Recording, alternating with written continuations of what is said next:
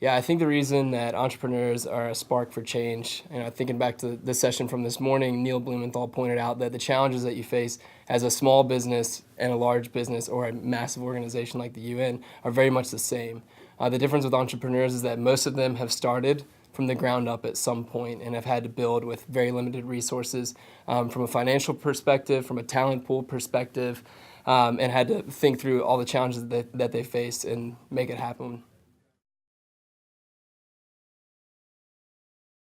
I think for me, it's always been I've always had a major interest in global issues since I was very young, and I guess what got me originally I was very interested in politics and especially world politics and entities like the UN. I wanted to start my venture very much to get involved with the on the ground issues.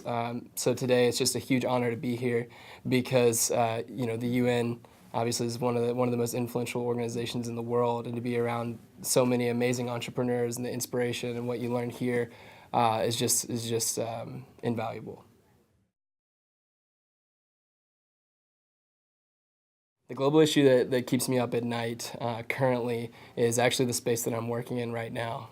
It is extreme poverty paired with job creation and the lack of jobs. As you travel the developing world, one of the greatest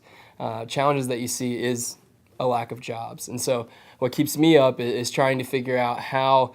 you can harness the supply chain of the fashion industry in particular, where you have over 200 million people employed, but basically turn it on its head from its current status, and instead of being an entity that is notorious for the way producers are treated on the producer side of fashion, and instead be a tool for change where there's fair compensation, fair, healthy working conditions, and support at the entrepreneur level.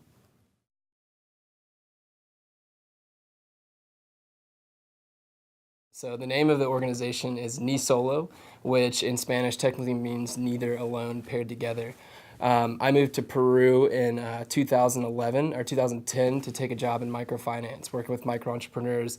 allowing them to gain access to small loans, and also teaching business training classes. And so through that, I met a group of shoemakers. I happened to be in the shoemaking capital of Peru and didn't know it, who basically could make any shoe you can imagine. Just amazing skill set, and it's about all that they were familiar with, the only skills that they had.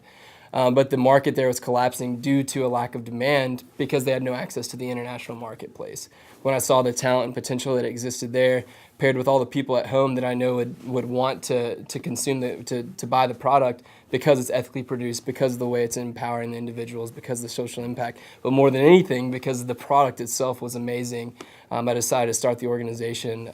for that reason and just see where we could do the same thing that we're doing in Peru elsewhere in the world.